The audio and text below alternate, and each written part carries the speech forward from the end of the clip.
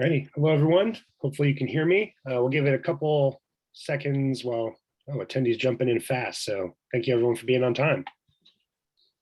So we'll give it a couple, less than a minute while the wait list happens here. And then for folks that are signing in late, they just don't get to hear my announcements at the beginning, which lucky for you is not the exciting part of this anyway. So, alrighty. So once we see. I'm going to go ahead and get going because we have a long conversation, or we have a lot of good stuff to talk about. So kudos to you all for being on time, and yeah, everyone else. Well, they won't hear this, but I have a couple quick announcements. I see a lot of familiar faces here, so you should be familiar with this, but just real quick. So I'm Nick. I'm with the Washington Technology Industry Association. We're a nonprofit here in Washington that supports tech industry and tech companies with a focus on Washington, but as the largest tech association in the country, we're doing a lot of regional work and national work and in some cases, international work. So our goal is to build a strong, sustainable tech sector and a thriving community. And to do that, we need good entrepreneurs. So this is part of our new speaker series. We're gonna be doing these. We'll get to about once a month, but right now, every other month or so during lunch, just come here from a couple startup veterans and help you become better entrepreneurs and do better with your company. So before I kick it over to Dave, just two quick announcements that I'll throw into chat here. So one, WTI membership is free for startups and tech companies now. So I just popped the link into chat. If you're not a member already, you should be. We're very friendly. We like making friends and we like connecting our friends to other friends. So if you're a founder, you should be a part of this group and just join there. And then the last thing is we are currently accepting applications for our next founder cohort. So I'll stick the application link in there. I see a few folks that are in the current cohort, Chris, Heather, Aaron, Jennifer, Rosalinda, Sage, sorry if I'm Emily. Sorry if I missed anyone, but good to see you all. And for those who are not in the cohort, you should definitely apply. Applications are due by June 30th, and it means you get to spend even more time with me and Dave, who I will take it over to now. Sure that's the selling point of it, but that's okay. Go please. It's one of the selling points. So yeah, Dave, I'll kick it over to you, and you can get us going. You bet. Thanks, Nick. Well, everybody, welcome. I'm excited to introduce a good friend of mine today and get to hear about her story. So welcome, Mandela SH Dixon. So woo! Thanks, Dave. I'm so excited for this conversation. And you're in the Bay Area virtually, but you're not in the Bay Area. I know. I told you I have my virtual background because I'm actually not in the Bay Area, but I'm still representing. So I'm based in Oakland, California, but right now I'm in Long Island, New York, visiting family for the first time since the pandemic. Wow, that's exciting. And great news. I saw the post. I saw some previous posts from vacation that there was this cute little baby strategically positioned, and then the announcement on Father's Day, like, we're expecting a second one. So congratulations. That's exciting. Thank you so much. I'm very pregnant right now and excited about it. Exactly. In Long Island in the heat. So yeah. You got that going for you.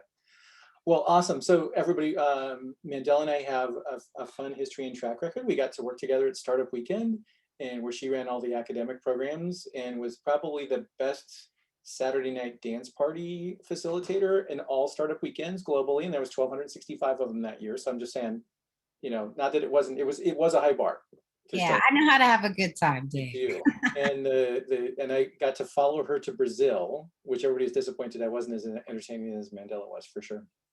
So tell the folks on the line, tell them about you first, and then we'll talk about FounderGym next. And give us a little background on you and how you got to this crazy entrepreneur journey thing you're on. So again, I'm super excited to be here. Thank you so much, everyone, for sharing a little bit of your workday with us. Where Dave and I intersected, as he mentioned, was at Startup Weekend, and that actually has a big role into my entrepreneurial journey. Back in 2011, I was actually a PhD student on my way to becoming a professor, and I discovered something that changed my life forever. It was a Startup Weekend education event. I think it was either the first or second only education themed event. I went with my then boyfriend at the time, so I'm grateful for his role in this. And I was exposed to entrepreneurship for the very first time, and I fell head over heels in love with it. And that was June 6, 2011. So it's been officially a decade in my entrepreneurial journey, and I have a lot to thank Startup Weekend for. And fast forward, after that first startup, I ended up joining Startup Weekend as an employee, and that's where Dave and I officially intersected. And then I would say before that, I was a teacher. I taught 6th grade English and social studies in South Central Los Angeles, also Pacoima, California. In my life before that, I was an elite athlete. So I don't know if we have any soccer players on here, or footballistas, but I was an elite soccer player. I played in the Olympic development program, and then I was a captain of a Division I college at NC State. And yeah, and then I would also just add that I'm the daughter of 2 civil rights attorneys and social justice advocates. So that's a really big part of who I am and the work I do in the world. Awesome, awesome, awesome. I love it. So then off to FounderGym. So tell us a little bit about how FounderGym got started, and then we'll get to what you're doing with it today. Yeah. I love the backstory on FounderGym and what you've been working on. For sure. So when FounderGym, my current company, was ideated, I was actually working at a venture capital firm in Silicon Valley. It was called K4 Capital. And it was really a pioneer in investing in underrepresented founders, as well as founders focused on closing gaps of access for low income communities and communities of color in the United States. And basically, it gave me a purview into about 120 tech companies all at the same time. And one of the things I noticed was the disparities in understanding when it came to raising venture capital as a tool to accelerate your growth in startups. And I felt like my background as an entrepreneur, my background as a trained educator, I felt like I could build a program. And I didn't call it a school, I call it a gym. And that was with the intention of infusing a little bit of my athletic background and sports psychology into it. But today, what it is, it's a 6-week training program. It's always been 100% virtual. We have trained over 550 founders around the world across 6 continents, 25 countries on how to raise capital. And so some of the proud stats we have is that our graduates have raised over 106 million in the last 3 years. And we actually are the #1 training program for Black women in particular, who've gone on to raise over $1 million. I love it. I was doing an event 2 weeks ago with a Fearless Fund. Mm-hmm. And one of the gals who had gone through your program was on office hours with me, and she's like, "Oh my God, I know it." And it was like, okay, this is a funny intersection of life, right? So, but Yeah. that's, and for those of you on the call, you may remember the Riveter, and Amy Nelson was in what, your first cohort, second cohort? Amy Nelson was in cohort #1 in FounderGym. Yeah, she's in our very first cohort. And yeah, she's a good friend of mine as well. She's awesome. So we were sad to see her leave Seattle. I'm always, whenever somebody leaves for whatever reason, we lost some during the pandemic. Somebody went to Austin. Yeah, I know. Ohio. I'm like, it hurts me to have them go, but I know, but their roots are in Seattle. Well, and frankly, we're exporting amazing talent, right? So I'm not sure the scorecard's in our favor yet, but it'll swing back, right, at some point. So tell me about FounderGym today. Like, how has that kind of morphed over time? Because you went out with a very deliberate intent, and now you've got some really kind of crazy momentum. What's happening there now? Yeah, we've had the good fortune of working with the best of the best, including you, Dave, right? So, I really try to approach building a startup, like probably many of you who are listening, like an experiment. I had an original hypothesis of what I thought could work. Originally, the program was actually 4 weeks in duration. And I thought that, it takes 21 days to develop a new habit. I really believe I can accelerate people's mastery in this content area in 3 weeks. And then I'll give them a week of graduation day, which is like our version a demo day. And over time of testing that model, I realized they need another week for practice before graduation day. And then there was additional content that the founders needed and different types of expertise they needed. So eventually we landed on a 6-week model. And that's the model we've been really executing against over the last 3+ years in total. And so what I'd say is, again, our core focus has primarily been on teaching underrepresented founders, whether these are women, African Americans, Latinx founder, LGBTQIA founders, veteran founders, anyone who feels like their representation in the tech space is under what it is in the overall population. This is a place where we want to feel like they belong and that it's a safe space for them to learn and accelerate their growth and also meet with other like-minded founders.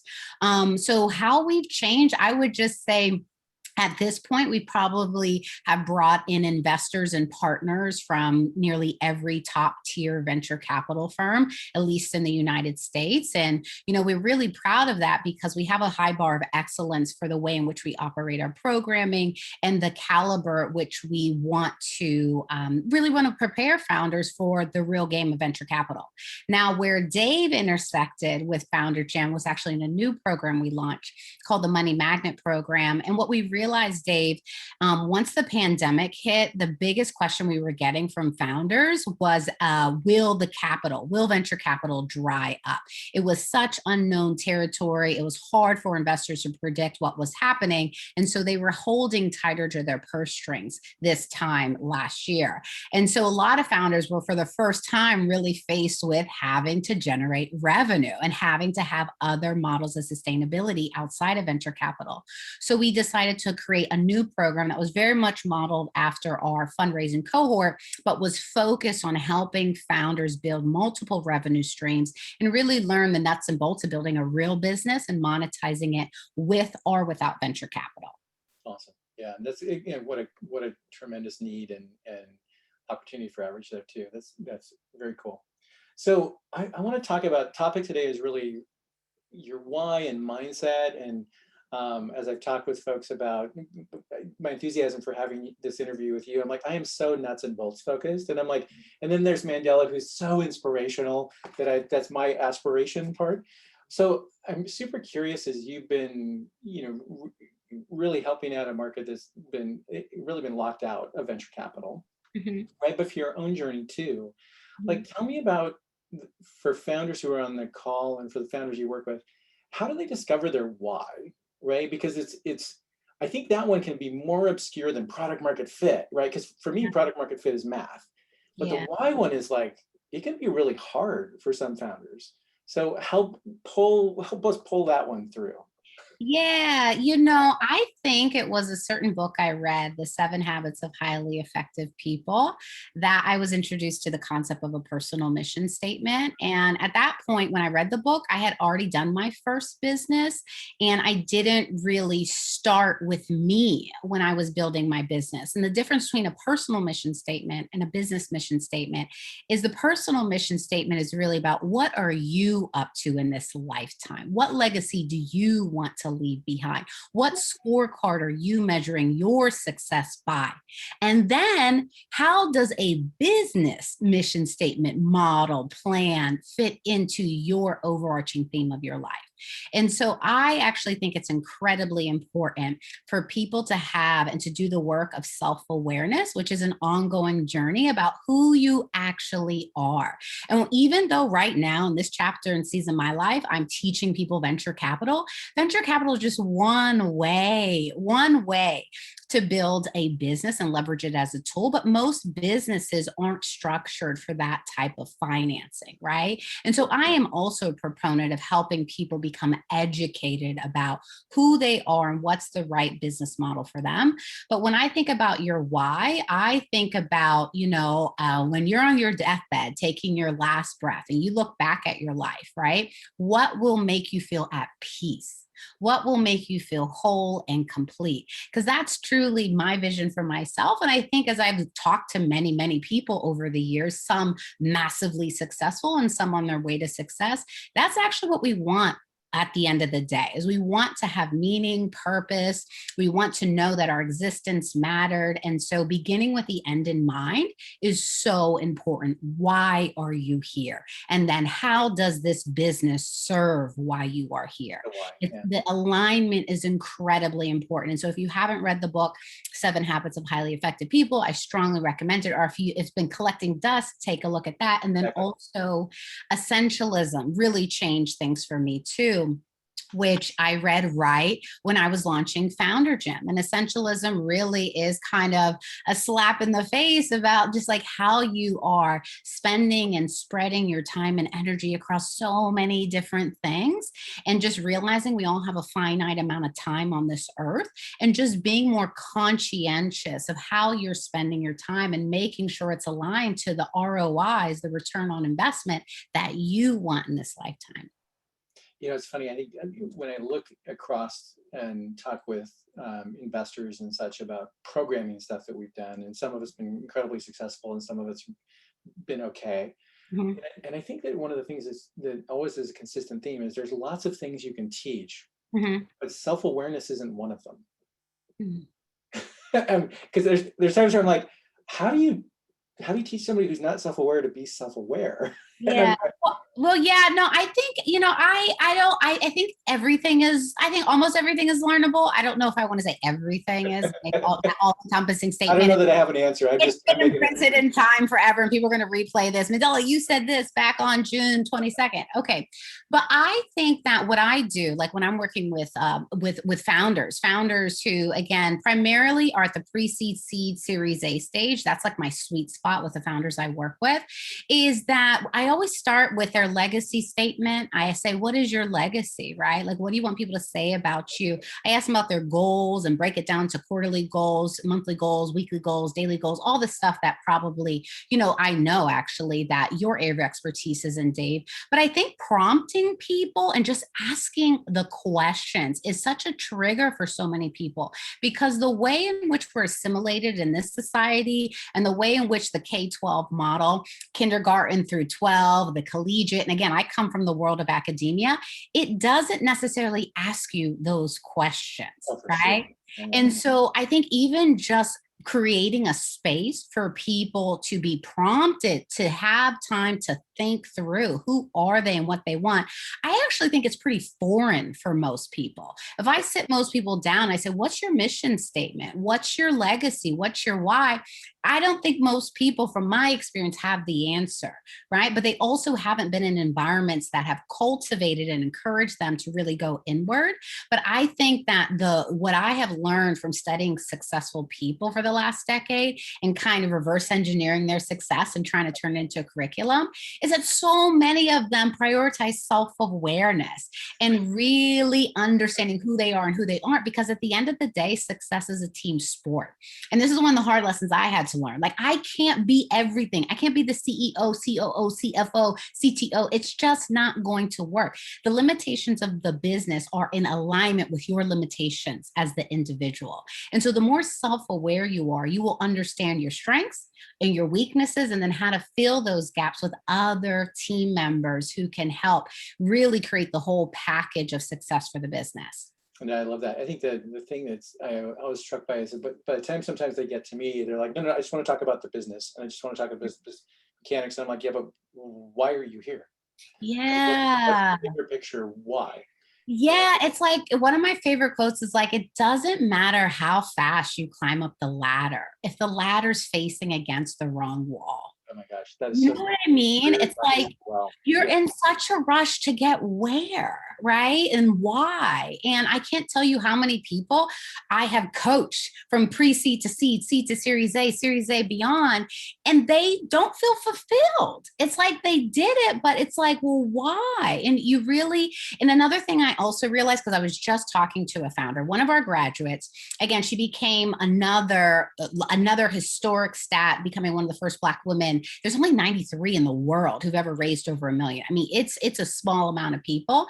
And she was oversubscribed on her round. And she called me up and she says, Mandela, I feel unmotivated. Like, okay, I hit this goal. I did it, right? You were like a drill sergeant. And she comes from a Division I sports background too. We set goals, we can hit them. We're motivated. But once that goal has been hit, it's kind of like, okay, now what? So you also have to reinvest yourself and reimagine your why. As you become increasingly more successful and you've achieved the things you once dreamed of, then it's like you got to set your sights higher. It's about growth, and growth is when you feel alive. So I think your why can also change over time. Yeah, I think that's great advice. Because I know as I look back now over both some successes and failures, there's some things that have stayed very consistent. There's seasons where I had very deliberate goals and seasons where I didn't. And when I look back, you're like, oh no, when I had those goals, I definitely achieved more. And I would just encourage folks on the line, like, just because it's not January 1st doesn't mean you can't do that today. Oh, Dave, you should see my journal. I was up for hours yesterday, like asking myself, who are you? Like what, like knowing what you know now, like, because now I'm gearing up to be a two-time mom. I'm changing, right? My perspective, my experiences are changing who I am and how I see the world and what I want to do. And it's so important to have these checkpoints in your year to just have time and a conversation with yourself about what you want. And just you'll feel so much more fueled and invigorated, even to just get on with your day. Yeah, for sure. Well, and that's good practical advice. Like find some time. Journaling's always been super important. For me, it's getting away, and I'm at a different point with kids, so I can get away and cycle on the weekends. So, because I've got a couple out of the house, but it was like on Saturday, I was out with some friends cycling, and it was a 3-hour ride, Yeah. and it's a good time to process stuff. Yeah. Right? 'Cause I'm still aware of what's going on around me, but I'm not super focused on what's like. Yeah, we've all probably seen the headlines of how some of the most successful people sleep a lot, they meditate. Like I was just watching a video of Jack Dorsey, Twitter and Square founder, and he meditates 2 hours a day. He has a strict like eating regimen where he primarily only eats dinner. He doesn't eat lunch and breakfast, but he's very structured in how he fuels himself and spends time with himself and goes inward in order to have that impact outward. So it's something I'm still working on. I'm definitely not on that level at all. Yeah. At all. Kids. One and Yes. the second little kid, that's going to be a Yes, challenge. exactly. He's unmarried without children. I'm married with children. I've made other commitments outside of my business and myself, right? That's a life I've signed up for. But again, it's just to kind of figure out where on the spectrum you want to fit, right? Right. And I think that's another thing too. Right. Yeah, because I've had to have these conversations with my husband too. I'm an entrepreneur and it may seem like I'm a workaholic, right? But there's a certain level of balance of play, rest, work for me that probably doesn't work for 99% of people, but it works for me. It works for my flow. But this comes on with self-awareness and being able to communicate to your loved ones who you are and set proper expectations. And I think being deliberate too Mhm. is a big part of that, especially if you're thinking about leaving your day job, you're working it, you've got a family, wherever you are in that life continuum, thinking through and being deliberate about it will definitely be appreciated from your spouse. Like we just had our 34th anniversary yesterday. Oh my goodness, congratulations. I didn't think I was that old, but apparently it snuck up on me. Yeah, I always tell people it's always good that I get my annual renewal. As long as I'm not going month to month, it's probably a good sign, right? So, but I Yeah. think being deliberate about it and talking with your spouse and partner or whatever Oh, is so helpful, because there's seasons of life where you're like, oh my gosh, I'm working like a crazy person, and there's yes. seasons of life you're like, yeah, this is actually, I'm gonna take a little bit of time. Yes, and it's all, Dave, you touch on such an important topic, and I'm sure we can do a whole masterclass with you and your advice on a 34-year lasting marriage. But seriously, the whole point of what you're saying is like be in communication about the seasons that you're in and what works for each other. But like we talk about the importance of co-founders, but like your intimate partner is your life co-founder. It's your co-founder for life. And like we have a mission statement, we have a plan, we have meetings. And that's what works for us. But I find that the more in self-aware I am and in communication about that with my partner, the more positively it impacts my business. Because when there's tension in home, like even though I put on my CEO hat when I log into my FounderGym email, I'm still Mandela. I still got baggage I'm carrying with me and drama in my family, right? But when things are in flow, I mean, it's just easier. You have less tension and roadblocks, even creatively. Yeah, for sure. Hey, I want to shift a little bit to mindset, because one of the things that I think founders struggle with is like, I'm gonna go do this, and I'm just gonna keep hammering away at it. And I want to talk about two sides of mindset. I want to talk about mindset first and where the mindset needs to be, but I also want to talk about taking no's, right? And how you've taken no's, because I know you've had some distinct no's and how you've gone to it. But I want to start with mindset first for everybody's benefit, but then I want to move on to that taking no's as well. Yeah, I believe that your brain is a muscle. I really do. And I really believe like your heart, every part of you is a muscle that can be worked out. And oftentimes it's so underutilized. You're just not working out properly, whether it's your soul, your spirit, your heart, your mind, whatever you believe in, your higher being. I believe that everything starts in the mind. Like it goes from the unmanifested, between your two ears, in your spirit, wherever you got the idea from, out into the world and manifest it. There is something that happens. You are a creative being. Like, that's my fundamental belief. And so recognizing that first and foremost, the power that you have, every single thing we experience, right, outside of nature's law is man-made, human-made, women-made.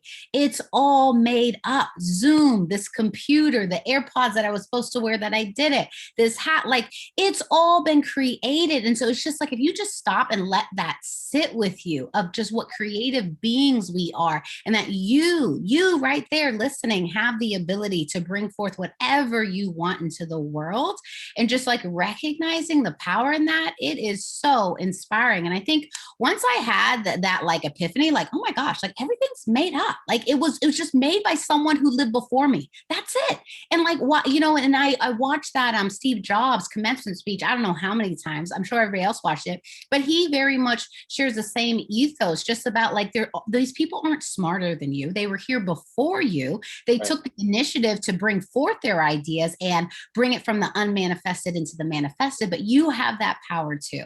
So I just believe the recognition of the power and then the control of the power is so important, and kind of figuring out what method of bringing something between your two ears out into the world for other people to experience works best for you, what timeline, what format, all that stuff.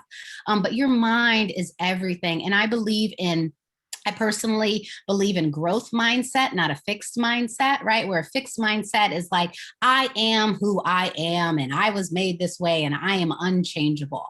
Versus listening, that's Angela Dweck's book, right? Yeah. So we're both big readers. So if you're looking for books to add to your reading list, put Angela Dweck's book on it. Yes. It's not as accessible as like 7 Habits, but it's super brilliant. So. Yes. So you go from a fixed mindset of feeling like your life's plan is written in like stone, versus no, like the pen is in your hand. It's actually a pencil. It has an eraser, and like you can mold yourself and design yourself. Like I heard someone else say the other day, I don't know, I watch a lot of YouTube videos for motivation, so that's a tactical thing I do. But it's like you like, I don't believe in people being self-made. Like to me, like self-made doesn't mean you did it by yourself, but it does mean that you designed yourself, you designed your life, and that you work to bring that design to fruition. And so a growth mindset is like, I don't know how to do it yet. I'm interested in figuring out, and I believe that I can. But if that belief is never there, I mean, you really have stopped yourself before you even began. And you've all heard the I am statements, whatever you say after I am is your truth, right? But it's so honest and raw. And I know it sounds cliche, and we probably saw it on our, in our locker room posters in high school, I am awesome. But it truly is. You have to be your number one cheerleader. And going into the other question you asked me about how I deal with failure, I think that one of the things I've recognized as I've gotten older, I don't come from a background of financial privilege, right? And I believe there's all sorts of privileges in the world, right? Sometimes your privilege can be what you look like, how pretty you are in that society, what race you are, how tall you are, how you speak, your accent, your religion.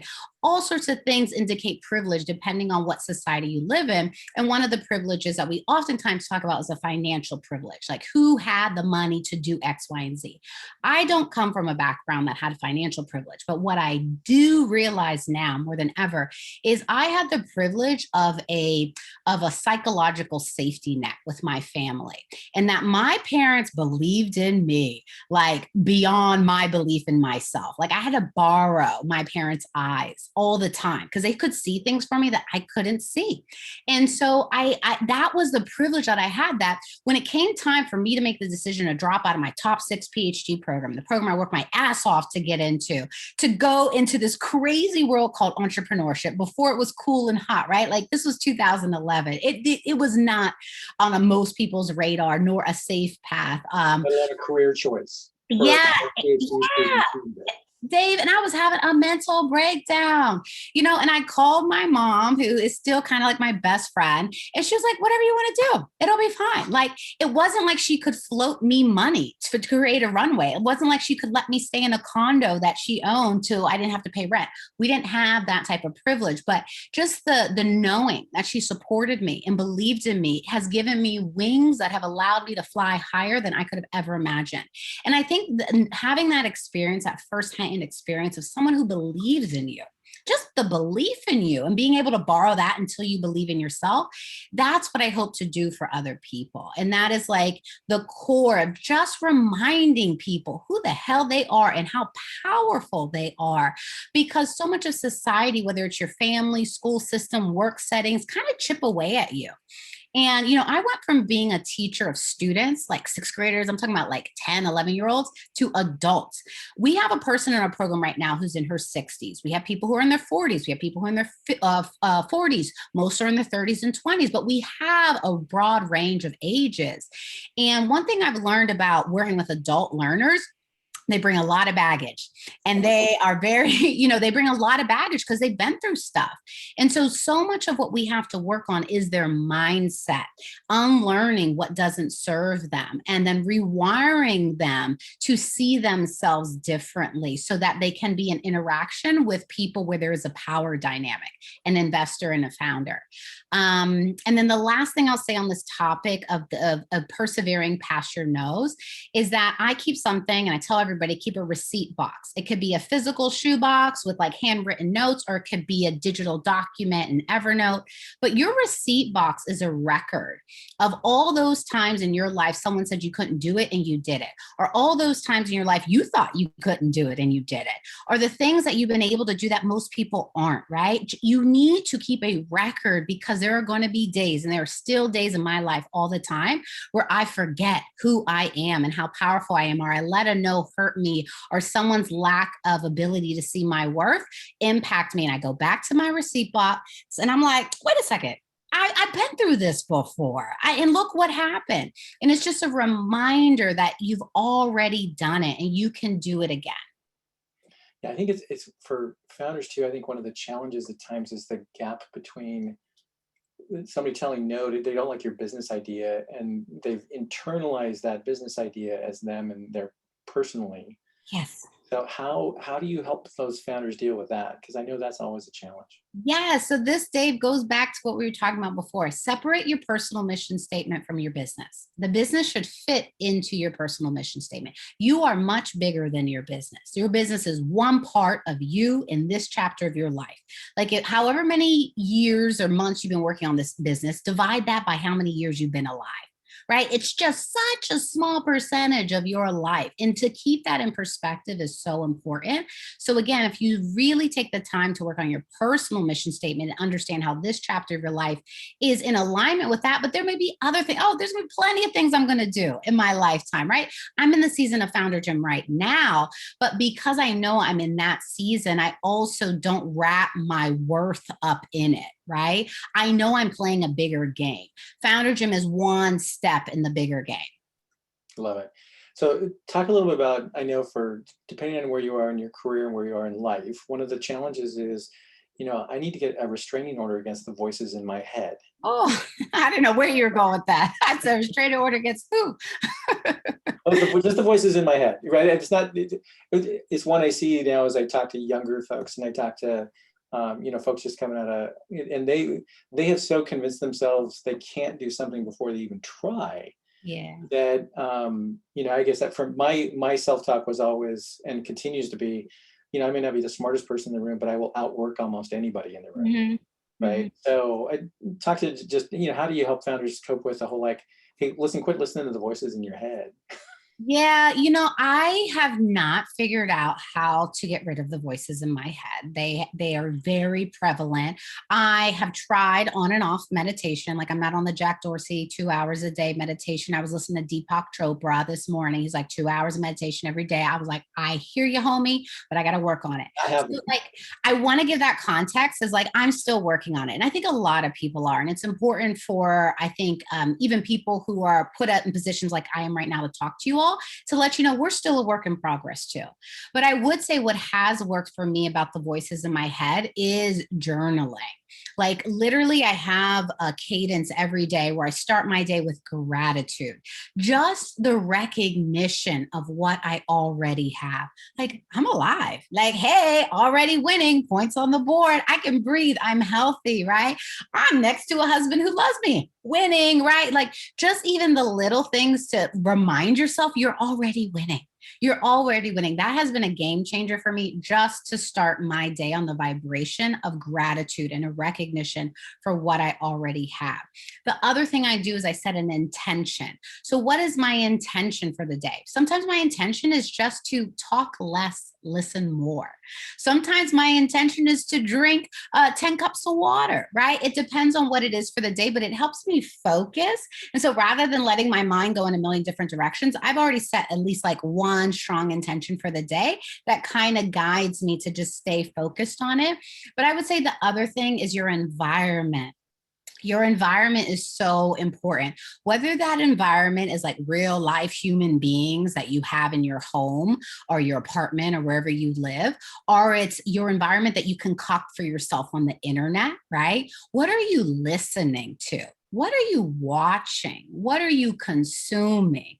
What are people around you saying? Are they doing negative self-talk too, right? And so you're just buying into all the gossip and stuff. But who you surround yourself with, again, in like human relationships or online relationships is so important, because you can't bloom if you are planted in the wrong environment. You just can't. It doesn't matter like what's already in your DNA. If you're planted in the wrong soil, you're not getting access to the right nutrients and positivity, it will seep into you, even on a unconscious, subconscious level. So I think for me, I'm very conscious about who I surround myself with. And like I was just even at an event this weekend, and there was a table and they were just gossiping about who da da da da. And I said, I'm a steer hard right. And I just didn't want that energy. And so you really have to curate, who you're around, because you would be surprised at how much their mindset is impacting your mindset. Yeah, I think, and too, I look back early and, we're just getting out of college and having somebody say, hey, listen, who you surround yourself with in the next 10 years is going to determine the outcome for sure. Yeah. But now I can look back and go like, oh yeah, those people were awesome. Or yeah, those people I'm glad I don't hang out with anymore. Yeah. And Dave, this is why I think it's really hard if you're an entrepreneur. Like you very much oftentimes are an outlier in your network and where you come from. You're an outlier. Most people in the world have 9-to-5 jobs and they stay with 9-to-5 jobs the rest of their lives. And there's nothing wrong with that. There's nothing wrong with that. But if you want different for yourself and you choose the path of entrepreneurship, you are also choosing different from the status quo. So you have to understand that the effort you need to make to plant yourself in the right environment to be the best entrepreneur you can be has to be really intentional. And we're fortunate it's 2021. There's events like the one we're doing right now. There's podcasts, there's books like Dave had, there's programs like I've created, right? There's all sorts of places you can find your space and your belonging, your community, but you do need to be intentional and stand guard at the entrance of your mind to really check yourself on what you're letting in. Yeah, I can look back to I have a photo on my phone of my grandfather's. My grandfather was an entrepreneur. My dad never was, right? Because I think he watched the craziness that was, right? And I actually wrote that into the introduction for the book with the kids, because I'm like, I don't know if they'll ever be entrepreneurs, but I'll be proud of them whatever they do, right? Because they're following their own mission. But the whole idea of like looking backwards to 1911 and my grandfather having the first Ford garage, right, in Southwestern Washington. He sold it too early, right? But he started the first phone company, but then he sold that too early, right? So the whole like the you have to recognize, I think, and be around people who are supportive of you, ask good questions. But your cousin or brother-in-law who's had a career job doing whatever is not going to be able to relate to this thing you're doing. Yes. And did you have a relationship with your grandfather? He passed away before I was born. Okay. But legacy is super, it's an interesting shadow, right?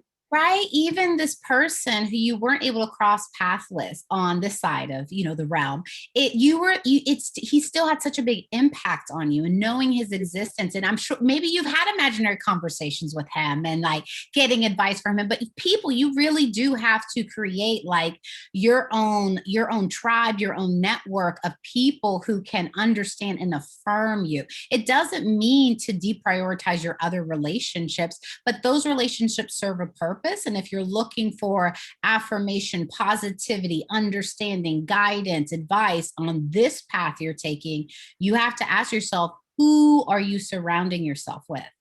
Right. Hey, speak to I love getting this question, so I'm going to bounce it to you instead, because it's always one of those where I'm like, tell me about following your passion, and is that enough? Right. So I was on a podcast the other day I won't give it the title of the podcast, but that was part of the title, and I'm like, I don't think it's just. Yeah. No, I had to learn this the hard way, and I train entrepreneurs on this all day long. This is not my quote, this is actually a quote from our graduates, but following your passion is great. It's important. It's an impetus. It's a catalyst. You should be in alignment. But a business at the end of the day is an exchange of a service or product for the currency of that society, right? Like it's an exchange of value. And, one of the things this founder said, her name is Kai Frazier, she said, when the money stops, the mission stops. And so you just have to understand, and I had to learn this the hard way, coming from an educator background into this business world. I'm like, it's all about student outcomes and how is this impacting the students? And the investor's like, how are you making money? Do you have enough money to pay yourself? Do you have enough money to grow your team? But it's so true. Like, I think a lot of the founders I coach, and I still continue to coach, over index on the mission and undervalue the importance of the money. The money is the fuel for the mission to happen. And you cannot have the mission without the money, even if you're a nonprofit. Even if you're a nonprofit, how are you paying yourself? You're raising money at galas, or you're doing Kickstarter campaign. You know what I mean? Money pays your bills, it pays your salary, pays your team, it pays the technology, the software, the fees, everything it takes to run a business.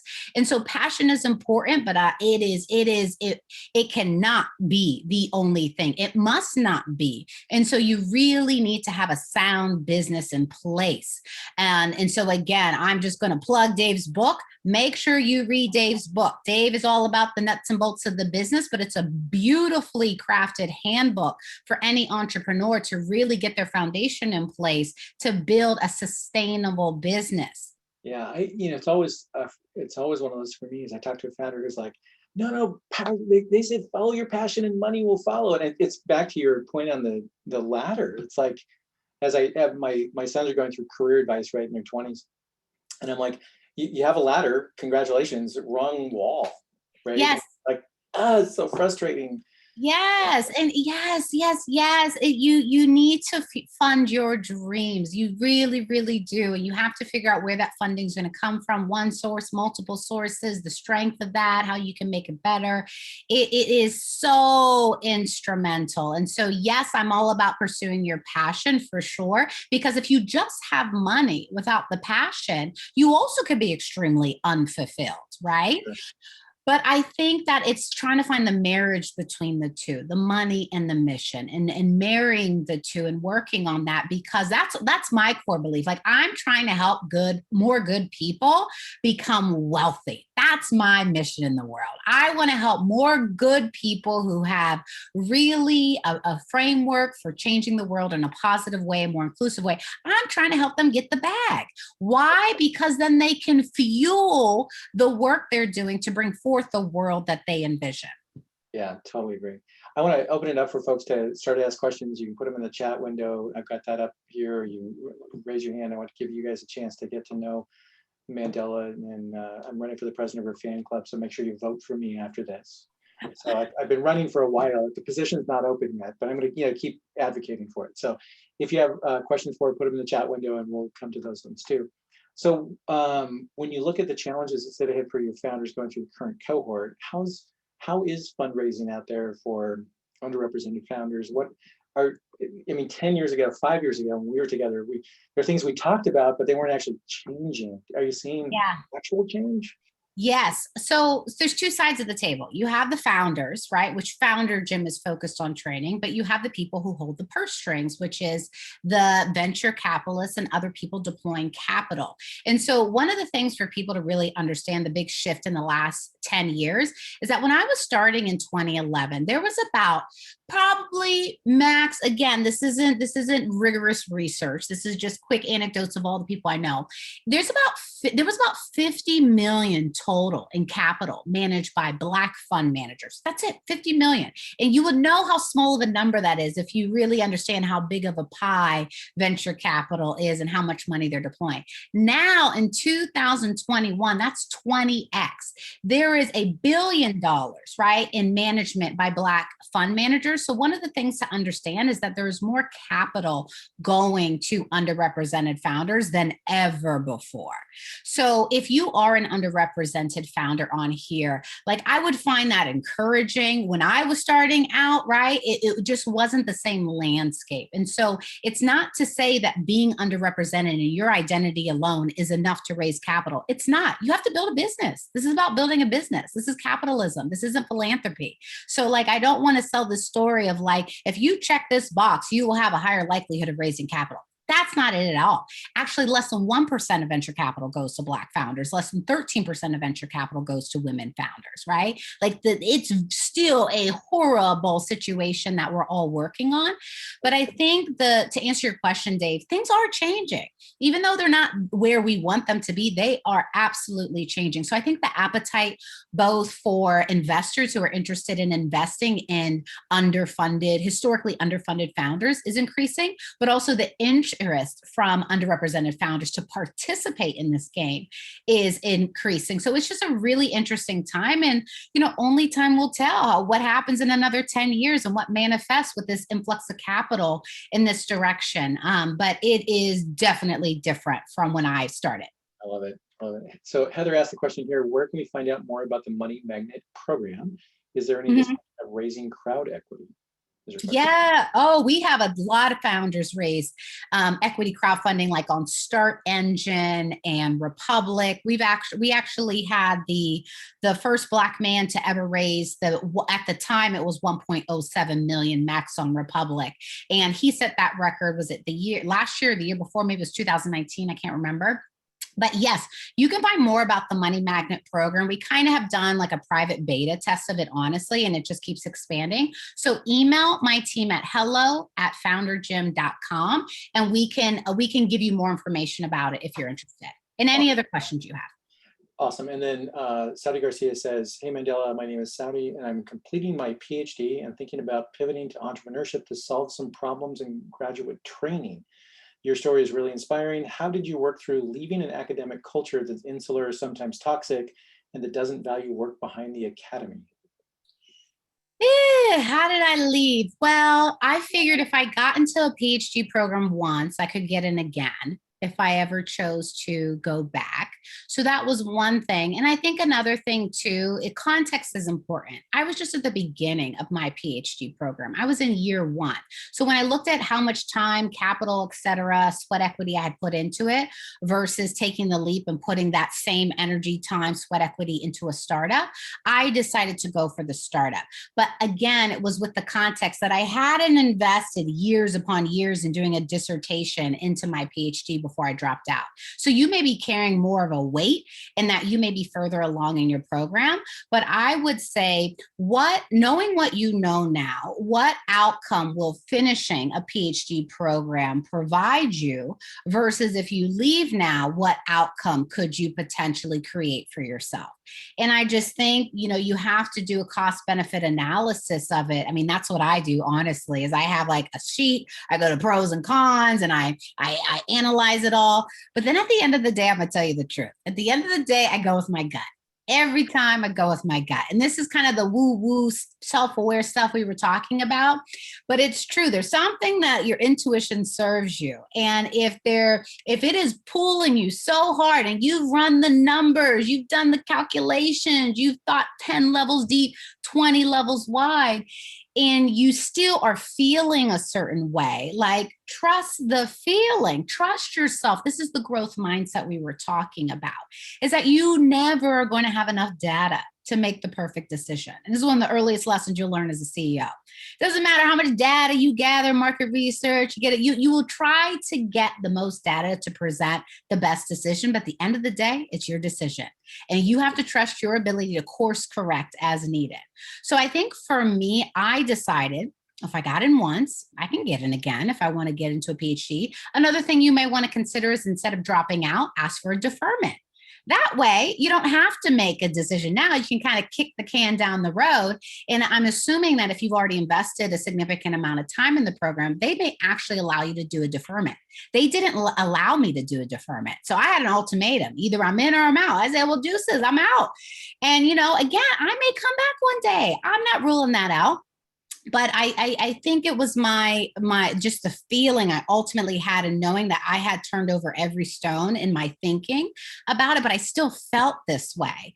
That honestly was it at the end of the day. And I just trusted my ability to course correct. I love it. I think one of the comments that Jeff Bezos has made in I think it was the last book that just came out, he talked about making a decision when you have 60% of the data. Mm-hmm. Some of us are like, I need more data to make a decision. The whole, like, at some point you have to start getting good at trusting your gut. Yeah. Right. And the 60% number feels like that's hardly even enough data to make a decision. Yes. Yeah. Oh, 80%. Yeah. 90%. Sure. But the perfect set of data is never there. And 60% feels light, but maybe it's a good challenge. Yeah. And yes, I'm so glad you brought it up. That was much better way of saying what I said, but it Jeff was, and from somebody who really has an incredible track record of building businesses. It's so true though, this analysis paralysis thing, whether you're already in entrepreneurship and running a business, or you're kind of tinkering between, you're on the fence, should I stay here or should I go there to entrepreneurship? You're never going to have a complete data set. This is where you have to learn how to trust yourself. And the only way to, I think, strengthen your trust in yourself is to do it. You got it. And my motto is do it afraid. Do it, right? I do things afraid all the time. And then I realize, oh my gosh, I'm still here. Oh my gosh, like it's okay. It's okay. Question here from Dan Kihanye says, inspiring thoughts, Mandela. Question 1, origin story for your awesome name. Okay. Great question. Q2, what's the frustration with venture that you'd love to change if you could wave the magic wand and fix it instantly? Oh, okay. So my origin of my name, like I told you, I am the daughter of 2 civil rights attorneys. They were actually involved in the anti-apartheid movement going on in the 1980s, late 1970s. And so when I was conceived, my parents said, whether or not it's a boy or girl, it's going to be named Mandela after Nelson Mandela, who was actually still in prison at the time. He did a total of 28 years in prison. He was still in prison when I was born in 1985. And so I carried his name, and then he was released from prison. As we all know, he became the first Black president of South Africa. And another quick story is that he visited my hometown of Pittsburgh, Pennsylvania, when I was probably 4 or 5. All I remember, my dad, if you think I'm loud and boisterous, you ain't meet my dad, okay? He's on another level. And we are in this auditorium, like a city hall of Pittsburgh. And all I remember him yelling out was, Nelson, my daughter's name is Mandela. And it was his attempt at trying to get him to meet me. It didn't happen, but everybody in the whole room knew my name, and that's my name, and I'm sticking to it. The other question around if I could wave a magic wand, wouldn't that be nice to turn my emoji magic wand into a real magic wand and change something? I think I would change. Which is what I'm currently working on, is changing the what is it called? Like the pattern matching that takes place in Silicon Valley. And, we're all biased, right? I don't care what color you are, what gender you are. We're all biased. That's how humans are wired, because that's how we make decisions and that's how we stay away from danger. But when you don't recognize your biases and how they could be over-indexing on certain groups of people to a detriment, right, to an injustice level, that's when it goes wrong. And so I think for me, if I could wave my magic wand, I would love for people to start, like people being investors, to start valuing things like distance traveled. Is that, you know, if you are the daughter or son or child of parents who went to Harvard and their parents went to Harvard, and then you go to Harvard, right? You going to Harvard and having that on your resume may not be as big of a deal as somebody who you are the first in your family to go to college, period, let alone Harvard. You come from the projects of Spanish Harlem, living in a 2-bedroom apartment with 11 brothers and sisters like my parents, like my dad did, right? It's different, right? So it's not just about your pedigree and what you see on a resume, but it's about where people started and where people started and everything they've had to overcome in their life just to be where they are today. That counts for something. That's grit. That's growth mindset. That's perseverance. That's hustle. That's resourcefulness. That's all sorts of qualifications that actually make great CEOs. So one more question here from Emily Cheng. Thanks so much, Mandela. This was the energy I needed. Any advice on misalignment, losing motivation on a niche tech business that isn't yet positive revenue yet, but great traction since launch? How do you differentiate it if it's a season of entrepreneurship or a sign of a pivot? Oh my goodness, Emily, a woman of my heart. That's a good question. That is such a good question. So how do you know when things aren't going up and to the right in your business, if in like in your case, in a revenue sort of way, if it's time to pivot your business, or if you just don't feel as motivated to figure out the solution and how to get it up and to the right? I honestly think that you have to check in with the personal return on investment you're getting from doing this work. Like, I actually believe in being super selfish. I believe in being super selfish, because if you aren't like truly motivated by what you're doing, and like you haven't figured out like, this gives me so much purpose and meaning, or this is going to give me a huge payout at the end, or this is going to increase my brand or build my network. Like, you need to be selfish with deciding, why are you waking up to chew on glass every day to do this business? Like, you need to have a selfish reason, a very selfish reason. And if you are at a place where you can't identify the ROI that means something to you on keep doing this, and that happens over and over again across a period of weeks or months, you may have the signal that you need that this isn't where you're going to get the return on investment for your time and your energy and your talents that you want. And so maybe it's time to reimagine where to place yourself, right? And However, you talked earlier about sunk cost evaluation too, like you got to be able to let go of that and like. Yes. Or if you ask yourself the question, like, if I can figure this out, if I keep working at it, like, what could be the result for me? What could be the result for me? And if that motivates you to keep going and try, to go for it. But until it really pierces your heart, until it really motivates you, it's gonna be hard, because it's so much work. Oh, I know it's so much work. Oh, last question for me before we go. Thank you for everybody for joining. How do people who aren't underrepresented founders be better allies? Yes. Oh, I love that question. So listen, my program FounderGym is all focused on underrepresented founders, but most of the investors we bring in are not from underrepresented backgrounds, because that's how the investor landscape is right now. Also, I do a lot of angel investing. I invest in all sorts of founders, right? Black, yellow, purple, brown, here, there, right? I have a whole diverse network of people who I chose to plant myself in that environment so I could benefit from that, right? And so if you are someone who doesn't identify as underrepresented, but maybe you're overrepresented in this space, and how could you be a good ally? I think the most important thing is to start in your personal life. I really do. I believe starting in your personal life and really reflecting on your friend groups, really reflecting on your social circles, where you hang out. Like part of really, I think, building allyship is building empathy. And the way to build empathy is to really connect with people on a human level, on a friendship level, getting to know them as people and not necessarily as potential investment opportunities or mentees, right? But just get to know people because it humanizes them, and you will see that there are so few differences between you and them, and they have hopes and dreams and aspirations and skill sets you don't have that you can learn from. And I really do believe if you want to be a great ally, start by being a great friend to groups outside of your own. Thanks for being part of my ally journey. Yes, for sure. You're terrific. Thanks for being here today. Everybody, thanks for joining us on this call. And Mandela, I said, when the fan club opens up, let me know. I'm in. I get my posters ready. Yay, awesome. Okay, so Dave, do me a favor. You know I love my social media. I want to take a photo of us. Smile on the camera for me. All right, I want to remember this day. Thank you so much for having me. I appreciate it. Yeah, thank you, everyone. And final plug, I just put the link to the founder cohort applications in the chat. So apply by June 30th. And yeah, Dave, Mandela, thank you. That was awesome. I'm jacked up. I'm ready to get to work now. So see you all. Happy Tuesday.